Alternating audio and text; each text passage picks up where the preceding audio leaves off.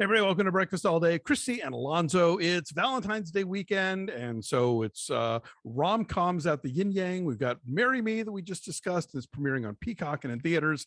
Meanwhile, over at Amazon Prime, it's I Want You Back with Charlie Day and Jenny Slate.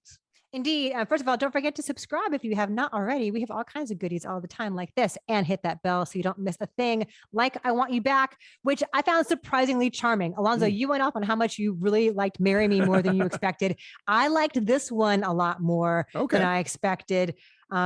And again, it is total formula like Marry Me. It's got this like 90s rom-com throwback thing going to how high concept and implausible its premise is.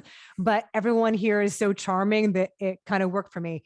So Charlie Day and Jenny Slate both work in the same office building, and they find themselves dumped on just about the same day. And they meet cute in the stairwell when they are both sobbing and miserable over being dumped. Jenny Slate was seriously involved with Scott Eastwood for several years, and Charlie Day was involved with Gina Rodriguez for a while, for many years as well. And so they find themselves dumped on the same day, and they become friends. And as they become friends, they come up with this crazy idea to help each other get their exes back. So it's like strangers on a train, without the murder. But nobody dies. It's for love this time.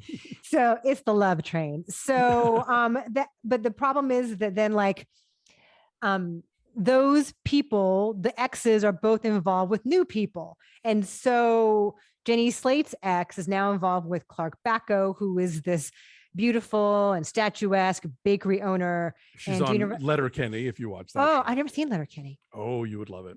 And Gina Rodriguez gets involved with the drama teacher at the middle school where she works, played by Manny Jacinto. And so it's all of them and how their lives get intertwined. And at the same time, Charlie Day becomes friends with Scott Eastwood, and that becomes this unlikely bromance.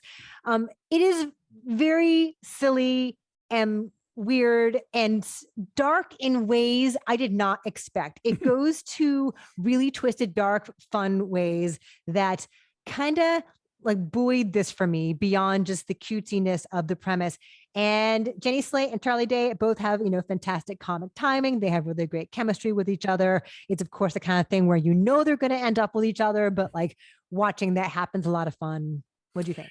Yeah, I mean, like I said, with Marry Me, it takes this very sort of convoluted high concept thing, but then digs into the ramifications of what that even means. And so, yeah, you're right. It does get into some dark places because they're doing something awful. And the movie, I think, acknowledges that. And, Charlie Day and Jenny Slate are, they're likable, and we've seen them be funny before. And so you cast them in something like this, and it's sort of like comedy insurance, and you know that there's going to be a payoff at some point, and that they're going to maybe elevate the material to being funnier than it actually is.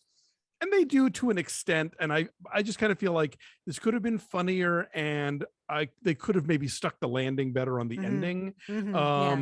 But I think there are a lot of pieces along the way. They're a lot of fun. The supporting characters are really cool. Manny Jacinto was on 9 Perfect Strangers, if you watched that on Hulu. He's so good in this. I love how seriously his character takes himself. It's so funny. Yeah, he gives great sort of like new age smarm in this to the point where somebody's finally like, could we just enjoy this and not have you like go off on a whole monologue about it. So yeah, I liked it just fine. I think I was maybe, and again, it's expectations. I went into Marry Me thinking it was going to stink. I had somewhat higher hopes for this one, and I was like, it's okay. We have weddings in all of these movies, by the way, yes, 2 of which take place on boats. Yes, we do. Actually, one of them is a honeymoon on a boat, but true. But they're on a boat. it's a theme. There's a whole subplot involving this middle school's production of Little Shop of Horrors that had me laughing, and I shit you not, like choked up at one point. Oh. There's a legitimately emotional moment with Jenny Slate. Jenny Slate does have a great relationship with a kid involved in that production. Yes. That unfurls in a way you don't see coming. That's really, really charming. Yeah, Luke David Blum is his name, and he's like this smart ass kid who's stuck working on the production of this musical, and I like their friendship a lot. So again, that's a great example of the little surprises along the way, and like the weird twists that this takes along the way. You know who wrote this, Alonso? The people who wrote Love Victor. Love Simon. I'm sorry, Love Simon. I did know that. Isaac Aptaker and Elizabeth Berger wrote Love Simon, which I think also subverts your expectations of a certain genre. Absolutely. Right? Although I think one could make a case that in both that film and this one, these are like rom-coms that are real skittish about sex, which makes more sense in Love Simon because it's about like, you know, an awkward teenage whatever. But there are adults in this movie, and there are moments where you feel like they're kind of backing away from it in a weird way.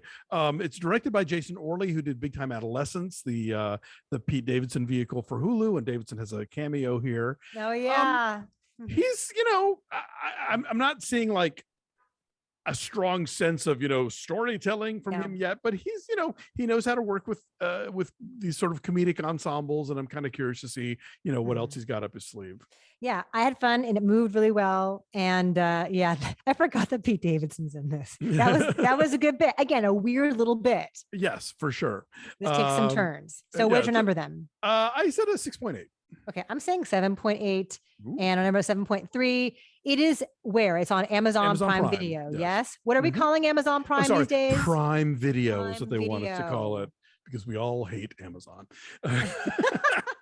Anyway, even Amazon hates themselves, apparently. So if you are couch surfing this weekend and not venturing out into the world, you've got two viable Valentine's Day options to watch with your significant other or bitterly alone while you eat a lot of chocolate. That, and they're also Super Bowl alternatives. If you don't care about the Super Bowl, too. If you don't want to cheer for the Rams. I was just saying, you know, like back when I used to live in Dallas, if you wanted to go to a movie theater and be pretty sure it was empty, you would go on Super Bowl Sunday. But I don't think in LA I could even pull that off. So I mean, the Rams are in it, and we love a front runner here in LA. So I suppose, but I don't know. I'm just not going to take that gamble this year. Anyway, thank you guys so much for watching. Again, subscribe to our YouTube channel, like this video, check us out on social media at BeFastAllDay, Twitter, Instagram, and Facebook, and do visit our Patreon page at patreon.com/BeFastAllDay. So much amazing stuff going on over there, where the votes are neck and neck for our February off the menu. We're going to be talking about a black romance that we have not reviewed on the show before. We are recapping so much TV, Boba Fett wrapping up, but also Peacemaker and Gilded Age and Pam and Tommy, and you know, lots of other cool stuff. Oh, videos like this with no commercial interruption, you name it, we got it all at patreon.com/BeFastAllDay.